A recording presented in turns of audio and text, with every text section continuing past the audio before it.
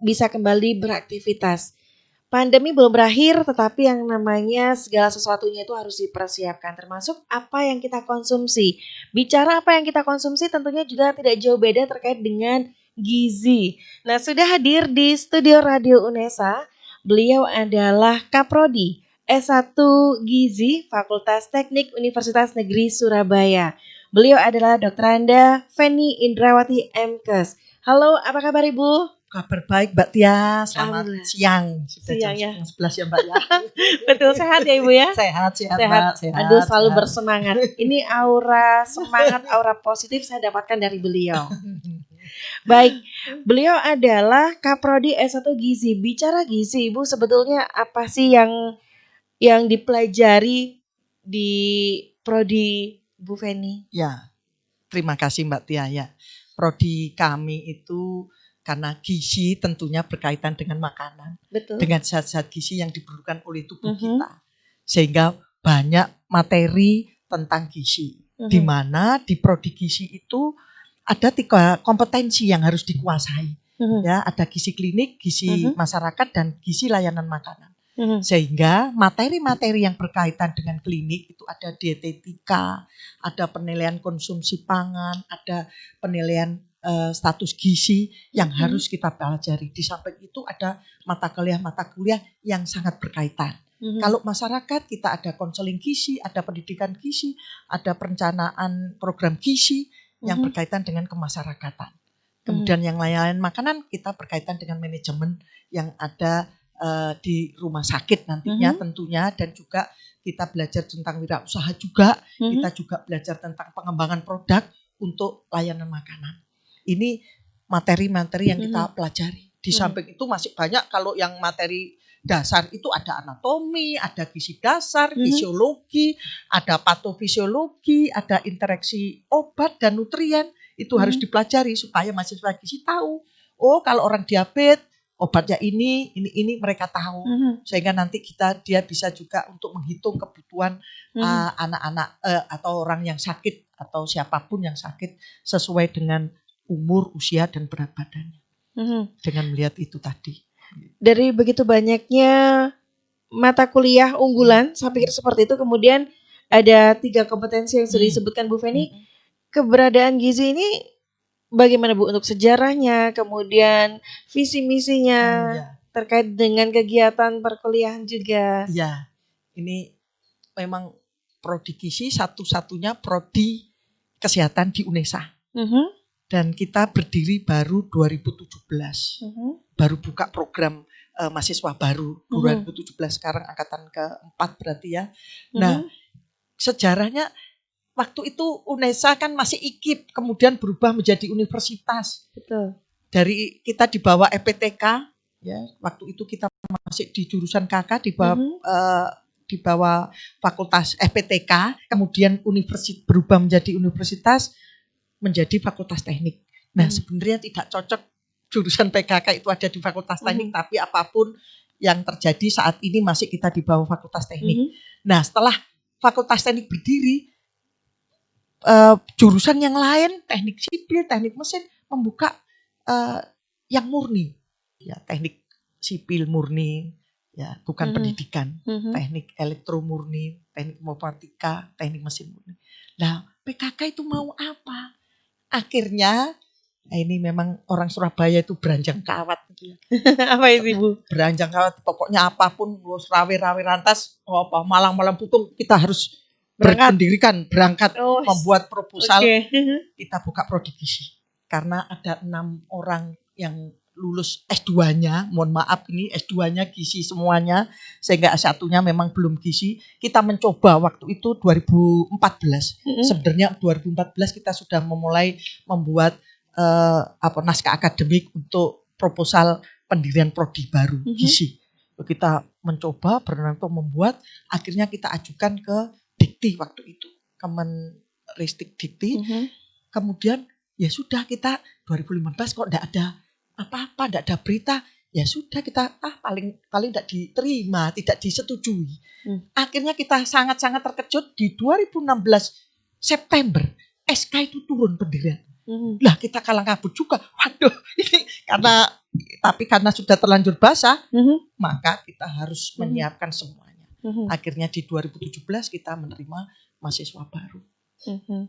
Dan di 2019 Februari kita akreditasi. Dan bersyukur akreditasinya kita mendapatkan B meskipun baru semester 4 waktu Mhm. itu. Untuk sebuah prodi yang baru. Prodi yang baru. Betul. Ya saya menganggap bahwa ini luar biasa. Waduh, sudah kita berusaha keras untuk anak-anak kita supaya tidak C. Karena kalau C, lulusan kita C, untuk daftar secara administrasi pegawai negeri saja sudah tidak bisa. Tidak bisa diterima. Karena minimal akreditasi adalah B. Dan ini sudah modal untuk kita, untuk anak-anak kita sudah berusaha sekeras-keras mungkin. Akhirnya Tuhan mengizinkan kita dapat akreditasi B. Betul, ini bisa dikata rezeki gitu ya. Oh, rezeki banget ini. Dan ini merupakan kerja tulus yang dilakukan tim dosen. Luar biasa. Bagaimana untuk bisa menunjukkan walaupun baru tetapi akreditasi B. Menuju akreditasi B tentunya luar biasa persiapannya ya.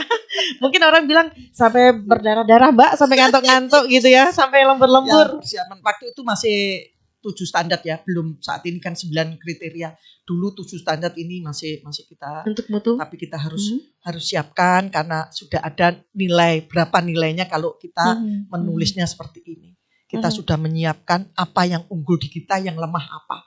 Karena kita tidak mungkin prodi baru sudah sangat bagus. Kita harus unggulnya di sini, maka kita harus memenuhi ini yang unggul. Kita di standar ini kita baik, maka kita harus memenuhi itu supaya nilainya bagus. Sehingga kalau digabung bisa B begitu. Harapannya terwujud begitu. Betul sekali. Jadi apapun yang dipersiapkan, kemudian dari niat, motivasi.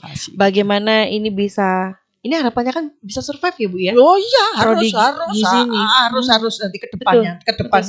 Mudah-mudahan ini ada tenaga baru yang muda-muda ini luar biasa. Betul sekali. Yang nantinya mendampingi Bu Feni gitu ya. Bu Feni sudah pensiun, nanti biarlah adik-adik yang muda-muda yang akan meneruskan ya. Kita sudah meletakkan pondasi yang dasar yang kuat supaya nanti adik-adik bisa melanjutkan untuk ke depannya lebih baik lagi.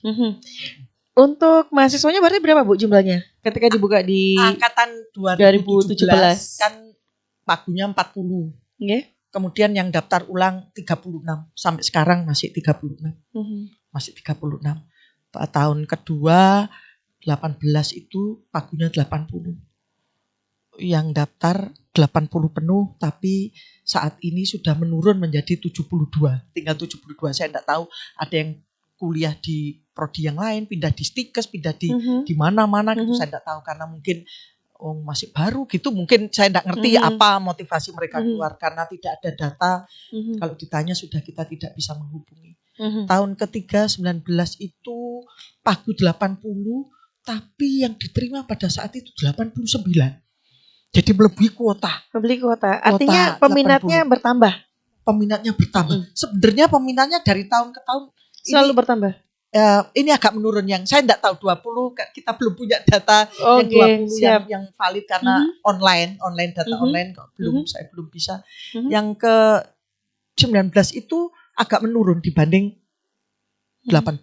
Tapi meskipun begitu, prodi gizi itu masuk 8 besar peminat terbanyak di UNESA meskipun dengan prodi baru. Ya baru tahun 19 berarti tahun ketiga. Betul. Tahun keempat masih lagi di 8 besar, 19 besar. SNPTN 8 besar, SBMPTN di 9 besar. Betul. Jadi memang luar biasa, peminatnya banyak. Dari 89 itu yang 19 tahun 19 angkatan 19 yang daftar kembali itu 85. Sekarang tinggal 79. Karena ada yang daftar jadi tentara, jadi saya enggak tahu itu anak-anak ya sudahlah, memang akhirnya seperti itu. Yang terakhir 20 ini 80 tapi yang daftar ulang 76, masih sementara masih utuh 76 belum karena masih semester 1 dan kita belum pernah berjumpa dengan mahasiswa baru. Iya, karena kondisi pandemi yang Bu ya. Sampai saat ini seperti ini, jadi saya sebenarnya kepingin sekali berjumpa dengan mahasiswa baru supaya mereka tahu seperti apa. Ya kita belum bisa ya, mereka waktu ospek kan juga online. Betul. Ya, mungkin belum ya, kalau ketemu kan kita senang Mhm. ya bisa bernyanyi bersama, Mhm. makan bersama kan gitu Mbak Tia ya. Ini dia yang ditunggu-tunggu juga. Jadi ketika makan bersama pastinya nanti ada proses menghitung gizi, Bu. Iya. Apa yang diasup gitu ya. Belum, kalau makan sudah biarlah kita Oh, udah makan makan dulu. dulu. Oh, Iya, dinikmati dulu enggak, ya. dinikmati dulu. Betul-betul, nanti belum makan sudah menghitung ini nanti kalori yang masuk berapa ya. Waduh, ini susah nanti ya seperti saya ini. Baik Bu, kembali pada mahasiswa. Kemudian ini memang pandemi gitu ya. Mau tidak mau memang kita belum bisa bertatap muka dan semuanya dilakukan secara virtual. Sementara kalau di Gizi sendiri sebelum pandemi bagaimana perkuliahannya Ibu? Kan ada beberapa yang harus dilakukan kayak mengunjungi lab, termasuk ini bicara fasilitas atau Iya. apa yang ada di prodi Gizi. Yang 2020 kan otomatis belum pernah masuk Betul. dan belum tahu gedungnya yang mana. Nah, betul. Di gedung berapa Ibu? gedung A3, A3, A2, A1. A3, A2, A1. Labnya di A8, A9. Labnya di A8, A9. Lab Ya. apa ini Bu? Lab kita masih karena prodi gizi ini prodi baru dan anak ragil, maka kita pada saat itu belum punya lab, belum ada gedung. Ya, kita bersama dengan prodi Boga, kalau kita ada mata kuliah kuliner, ya kita masuk di prodi punyanya labnya Boga, pendidikan tata boga. Kemudian kita ada teknologi pangan, kita masuk di labnya Boga juga pinjem. Kemudian kalau kita biokimia dan analisis gizi pangan, kita ikut bergabung di labnya prodi kimia di FMIPA. Di FMIPA. Jadi, ini di kampus Ketintang ya? Di kampus Ketintang, karena prodi gizi masuk fakultas teknik adanya di Ketintang.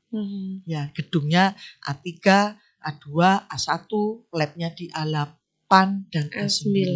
Ada lab komputer dan sebagainya, kita kan harus belajar tentang perhitungan nutrisi dan sebagainya ada di lab komputer A8. Kuliner kita pakai lab A8. Teknologi pangan kita pakai lab A8 lantai 3. Ya, yang kuliner lantai 1. Kita ada lab bakery kita di A3 lantai 1. Karena mahasiswa gizi harus tahu juga makanan-makanan apa yang baik, bagaimana menyusun menunya. Ya, karena di rumah sakit itu kan harus ada menu yang diperuntukkan oleh pasien ya, dan itu harus disusun.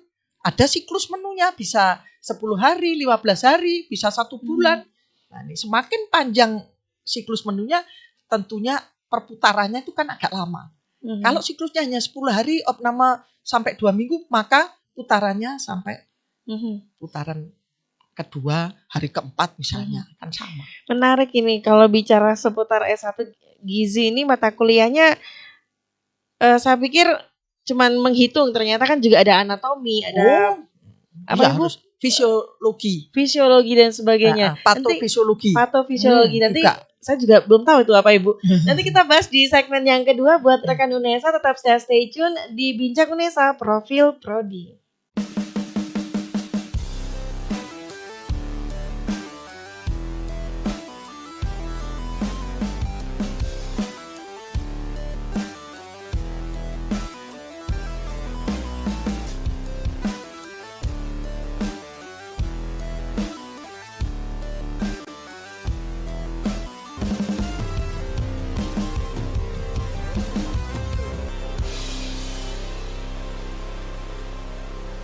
Radio UNESA.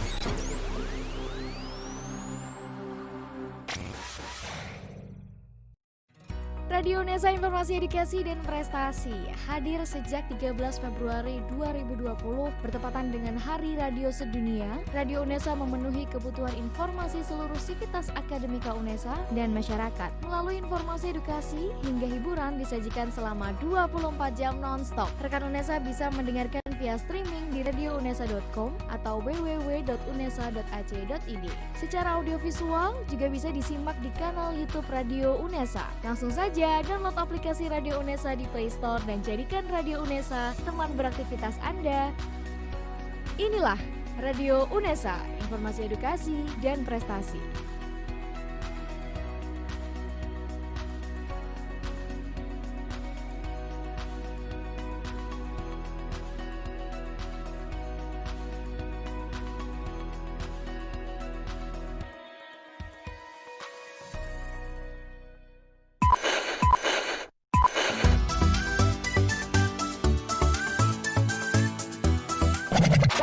Radio Unesa.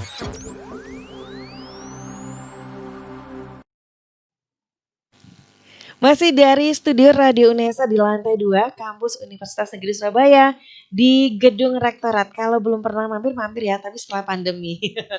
Termasuk sekarang ini adalah kali kedua saya pernah menjumpai Bu Feni dalam kesempatan yang pertama terkait launching radio. Nah, sekarang di studio. Dan masih glowing, charming gitu ya. Bu, kalau bicara seputar prodi S1 gizi gitu ya, sebetulnya pertanyaan saya juga masih terkait dengan gizi itu sendiri. Bagaimana kemudian yang masuk kategori apakah juga dipelajari malgizi atau malnutrisi, kemudian stunting, kemudian pengenalan-pengenalan atau permasalahan yang ada di masyarakat ini apakah juga menjadi ranah bahasan di S1 gizi atau mungkin masuk di mata kuliah apa gitu, Bu? Ya, terima kasih Mbak Tia yang cantik. Terima kasih, Bu.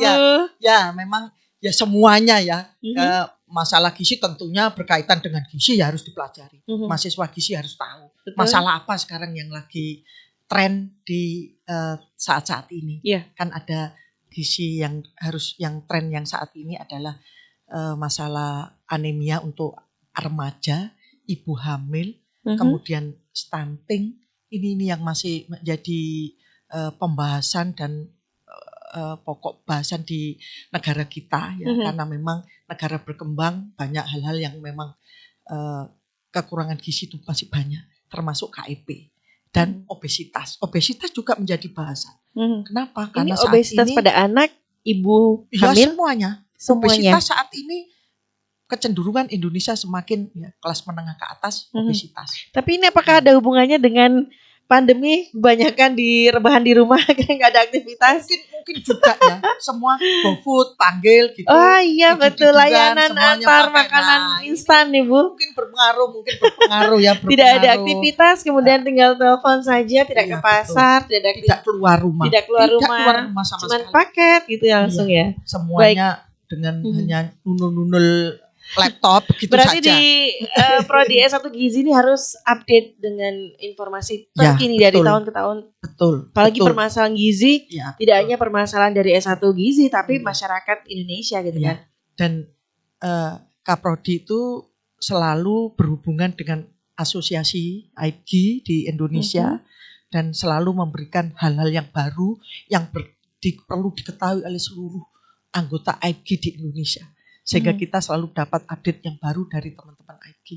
Ini baiknya asosiasi yang luar biasa yang sudah mapan. Karena dari universitas-universitas yang sudah mapan, ya kita jadi enak begitu, tidak perlu susah-susah. Semua sudah disiapkan. Ini kita beruntung sekali di bawah AIPGI ini yang sangat-sangat baik dan sangat memikirkan yang baru-baru ini supaya bisa berkembang bersama. Keinginannya seperti jadi, itu. Yang menjadi bahasan topik terkini juga ada di AIPGI. AIPGI, termasuk bahan kajian, materi perkuliahan itu sudah disiapkan semuanya loh teman-teman AIPGI. Sehingga kita tinggal, materinya ini kita tinggal mengajarkan. Ya bagaimana AIPGI sudah berjuang untuk membuat kita semuanya baik gitu. Sehingga kita di prodi harus semangat supaya anak-anak kita menjadi lebih baik lagi meskipun prodi baru. Tapi sekali lagi kita harus semangat karena memang dengan fasilitas yang masih terbatas tentunya karena memang prodi baru dan kita anak ragil yang masih belum kalau berjalan itu mungkin sudah tahun keempat kan 4 tahun baru lari-lari sedikit begitu ya. Betul, belum begitu. Betul. Kalau di usia perkembangan ya masih balita ya Bu ya. Balita Kan masih betul. Jadi kalau misalnya di grafik itu mungkin sedang belajar berjalan. Jadi betul sekali. Jadi memang sebagai prodi baru masih banyak yang harus dicapai, dikembangkan, ditingkatkan. Memang perlu banyak hal yang lebih. Mudah-mudahan ini ada dengan nanti adanya kedatangan adik-adik baru akan semakin lebih baik lagi prodi gizi. Bu Feni, tapi di prodi S1 gizi ini tidak sendiri kan ya? Mungkin ada berapa jumlah dosennya Ibu? Ada kalau waktu dulu kan ada home base ya waktu dulu. Home base itu minimal satu prodi 6 orang. Jadi kita berangkatnya dengan home base itu di 2014 itu adalah 6 orang. Di mana S1-nya memang kuliner semuanya. Ini karena kenekatan kita saja tadi itu sejarahnya itu. Kemudian S2-nya memang gizi semua ya, semuanya gizi. S3-nya ada Burita, itu juga di bawah kedokteran ya, fakultas di kedokteran, S3 kedokteran, tapi milih peminatannya adalah yang gizi. Sehingga ada 6 orang itu yang harus mengajar dengan mata kuliah yang banyak. Ini yang pokok-pokok intern. Yang masih umum, patofisiologi, fisiologi, anatomi, itu kita masih meminjam teman-teman, dibantu teman-teman dari VIO, Bu Endang, Bu Elvia. Dari VIO UNESA? Ya, VIO UNESA tentunya karena ya kita punya dokter banyak di Betul. UNESA, kan boleh kita tidak usah bersinergi. Iya, apalagi masih satu alma mater. Alma mater. Kemudian dari mata kuliah biokimia, analisis gizi pangan kita pinjam teman-teman kolaborasi, teman-teman dari MIPA kimia, betul. termasuk labnya, sehingga sudah enak kita ngajar yang memang intern untuk gizinya saja. Tapi mata kuliah pendukung itu kita dibantu oleh teman-teman.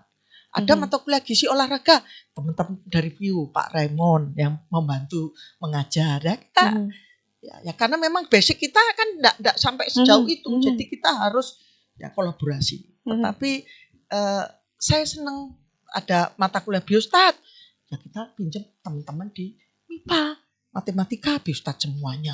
Ya kita biar sesuai, jadi anak kita itu kolaborasi mendapatkan memang ilmu yang benar-benar dari dosen yang berkompeten.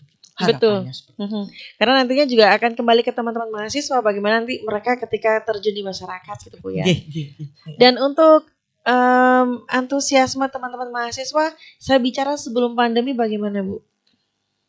Mereka berkuliah. Anak-anak 2017 karena anak angkatan pertama, kakak kelas ini betul-betul bisa membimbing adik-adiknya. Membimbing adik-adiknya. Guyup ya Bu ya? Sangat-sangat guyup. Saya luar biasa. Anak-anak ini tuh pinter-pinter sendiri. Jadi mingkatnya itu tuh kok iso. Semuanya tuh kita Anda buat ini sudah bisa jalan. Tidak perlu kita itu ngejar-ngejar. Karena mak-maknya ini juga ya tidak terlalu rebek gitu ya, mohon maaf, kita ya tidak terlalu ya sudahlah Anda ini kita kompak semuanya sehingga mahasiswa juga kompak dan mereka seiring sejalan. Perlu bersinergi memang ya dengan mahasiswa. Ya jadi kita kompak dan kita seperti bersaudara gitu. Saat ini kan mau ada uji tryout, uji kompetensi yang angkatan 17. Kita akan nanti kita bicara bersama untuk belajar soal-soal.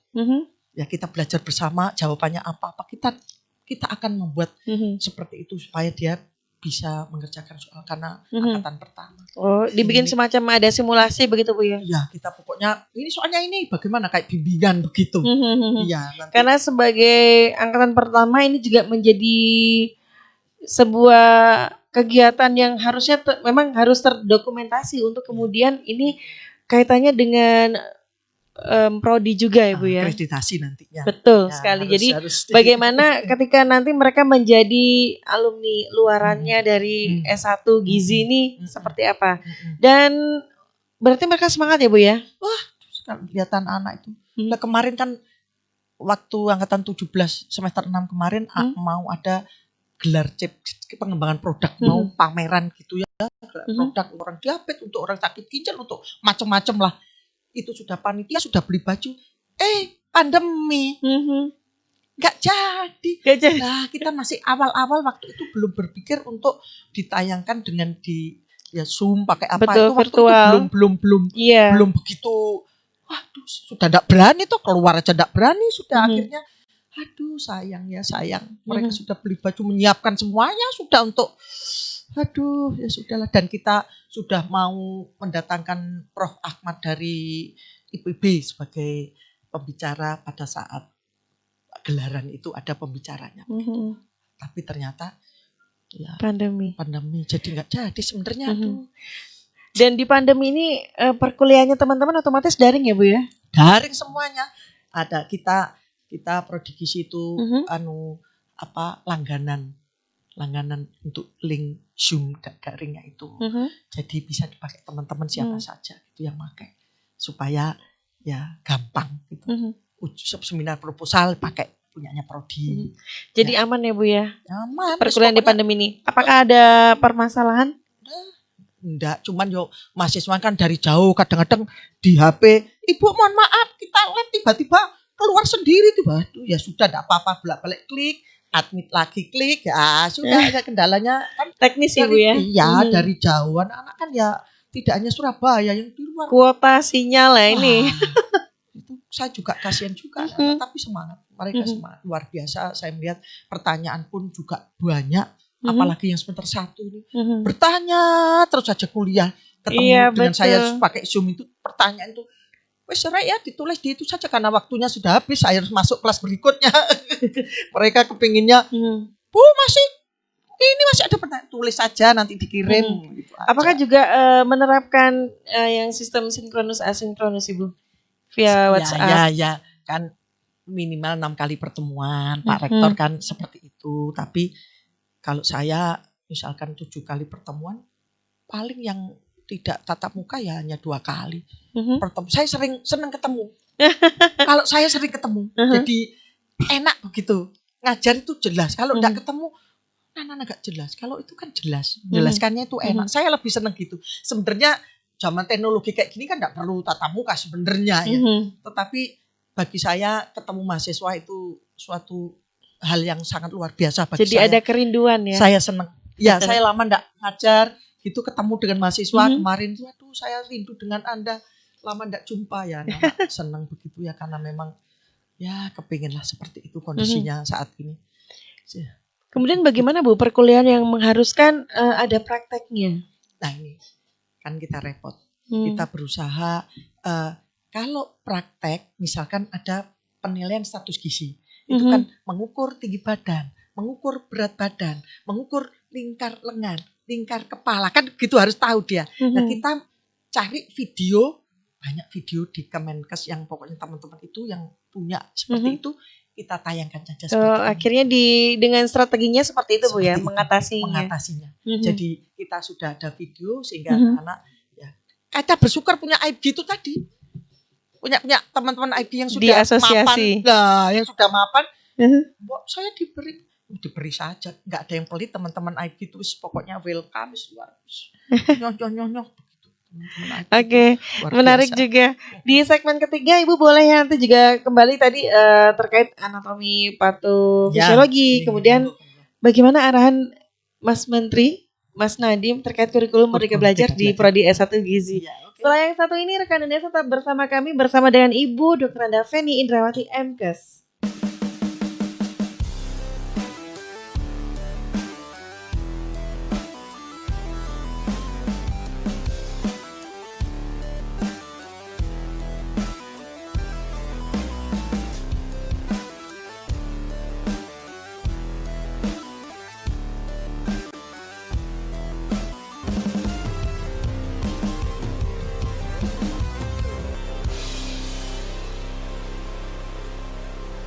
Radio Unesa.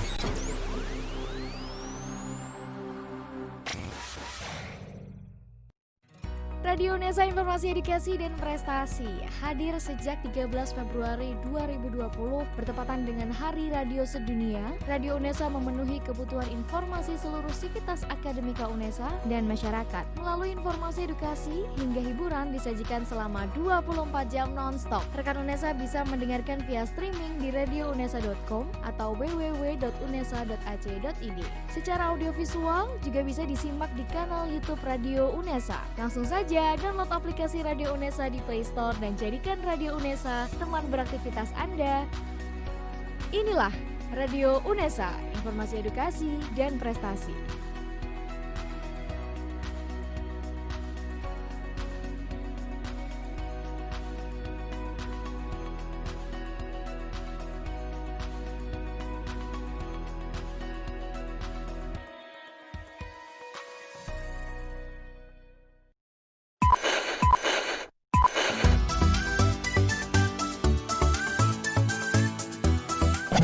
Radio Unesa.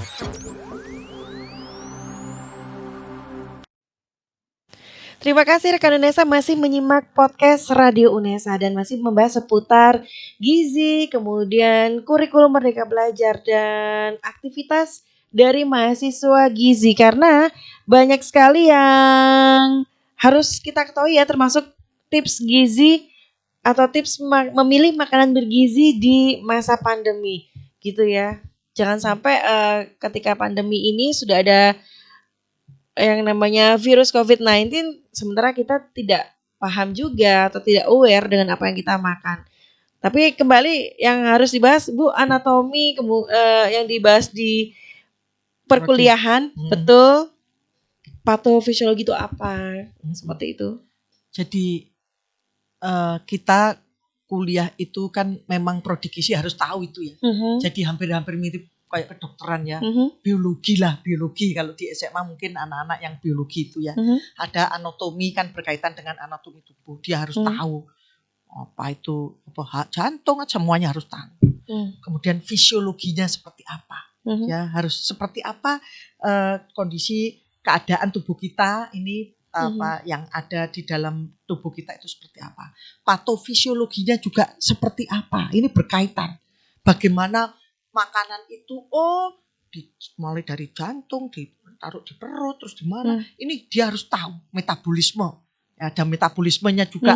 Ya, pelajaran biologi masuk ini. Masuk berarti. Semua metabolisme gizi makronya, metabolisme gizi mikronya. Ini semuanya masuk. Jadi memang anak gizi itu ya semi-semi kedokteran ya, meskipun kita tidak belajar tentang menyuntik orang, tapi kita belajar tentang itu semua berkaitan dengan gizinya. Dari jadi semua aspek harus makanan dan ya, minuman makanan yang masuk dalam tubuh. Dan harus tahu bagaimana reaksinya nanti. Harus tahu riwayat kesehatan, harus tahu juga. Terus dikasih obat ini berapa, bagaimana interaksinya dengan tubuhnya, bagaimana. Termasuk membahas alergi juga Ibu, makanan pencetus alergi, karena setiap orang kan beda ya. Iya, tapi tidak terlalu detail ya. Detail ya. Tidak kesana. Tapi sekedar tahu begitu ya. Tahu, tapi tidak terlalu detail ya. Tapi kalau anatomi, fisiologi itu semuanya, gizi makronya, gizi mikronya itu harus tahu dia. Ya makro itu kan karbohidrat, protein, lemak gitu. Kalau yang gizi mikronya kan ada mineral, vitamin A, B, C, D, ada Fe, ada semua. Dia harus tahu seperti apa di dalam tubuh itu seperti apa. Kenapa kekurangan ini berarti apa? Ini harus makan apa supaya bisa terpenuhi ini misalkan. Metabolismenya bagaimana? Nah ini memang ya, kondisinya seperti itu ya. Dan kalau ini kan arahan dari Mas Nadim, ini kan ada kurikulum Merdeka Belajar Kampus Merdeka. Ya. Untuk di S1 Gizi bagaimana Ibu? Ya, Pak Nadim, Pak Menteri, Mas Menteri sudah menganjurkan untuk membuat kurikulum Merdeka Belajar.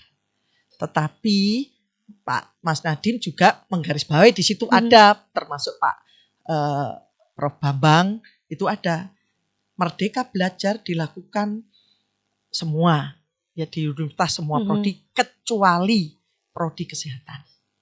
Sehingga gizi tidak masuk di dalam Merdeka Belajar. Tetapi gizi juga menyesuaikan. Kita buat juga 2 semester.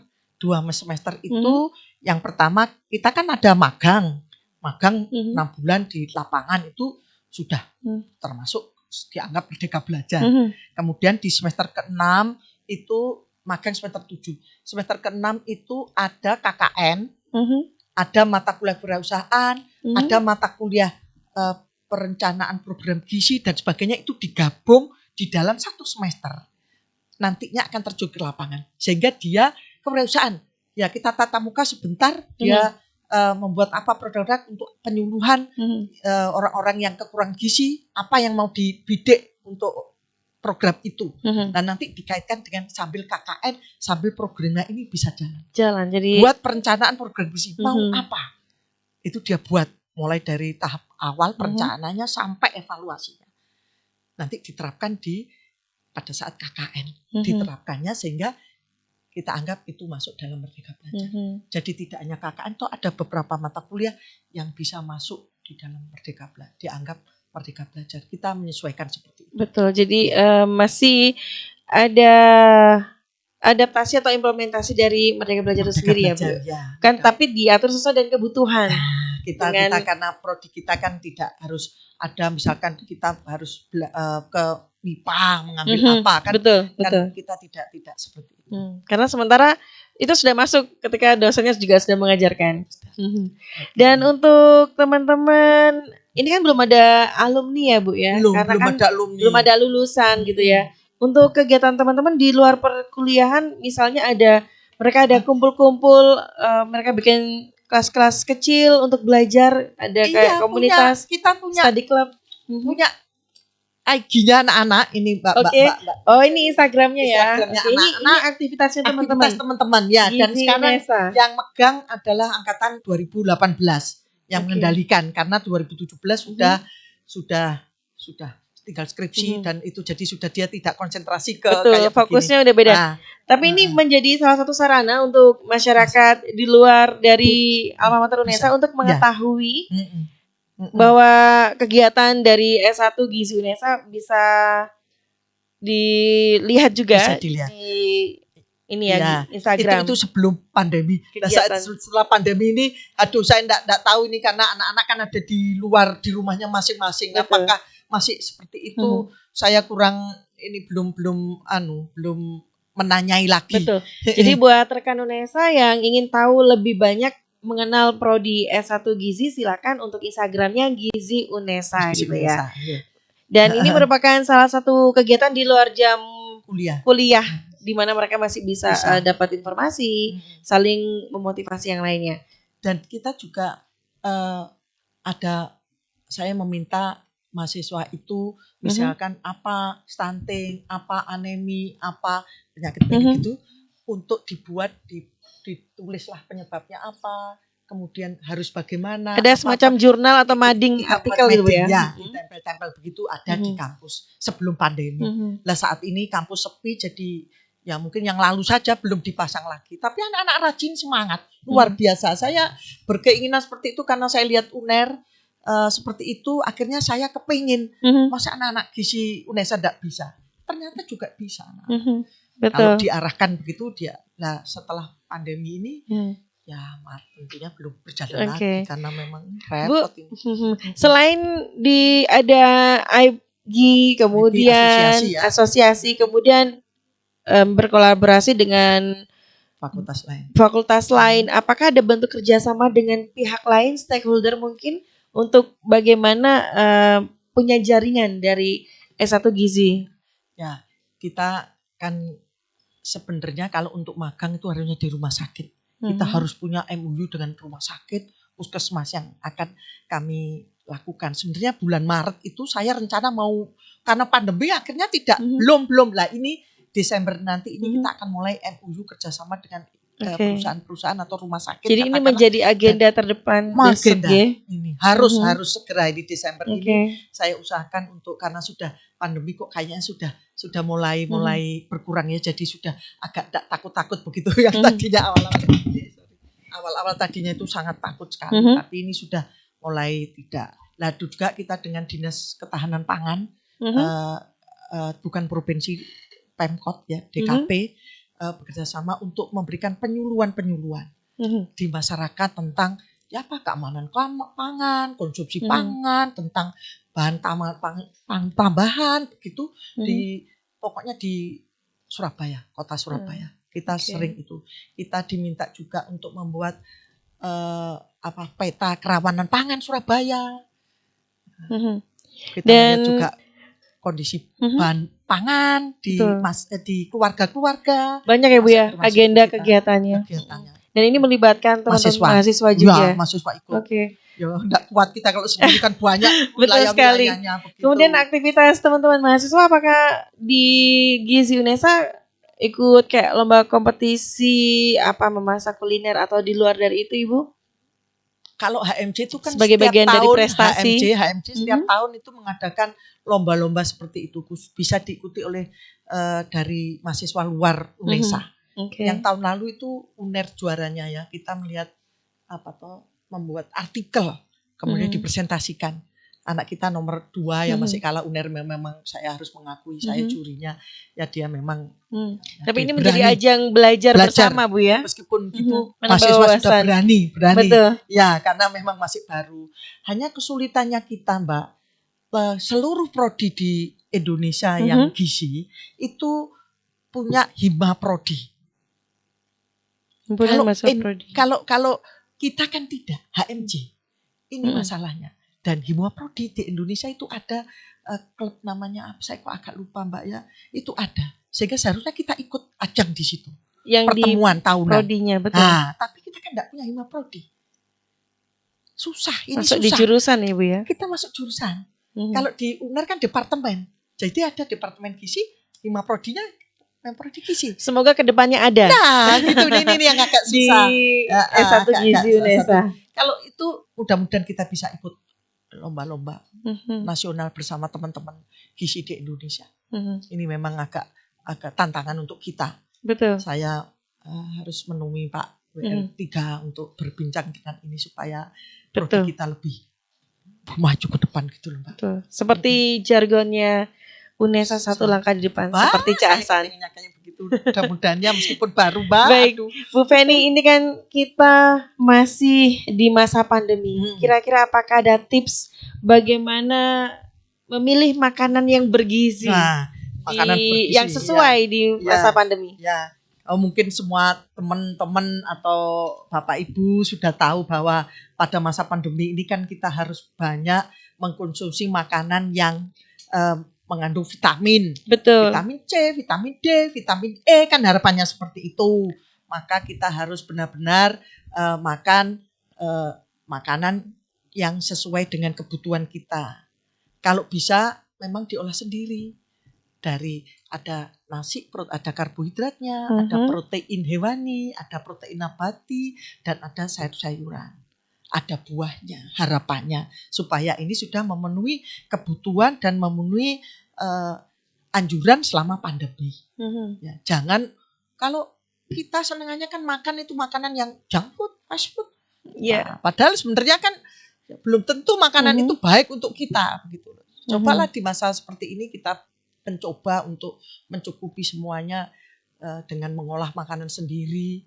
Kita akan menjadi lebih sehat ya tentunya ini harapannya supaya akan lebih baik. Jadi pilihlah makanan yang memang untuk kebutuhan kita, ada karbohidrat yang cukup, protein cukup, ada vitamin mineral dari sayuran, khususnya vitamin C, vitamin D, vitamin E.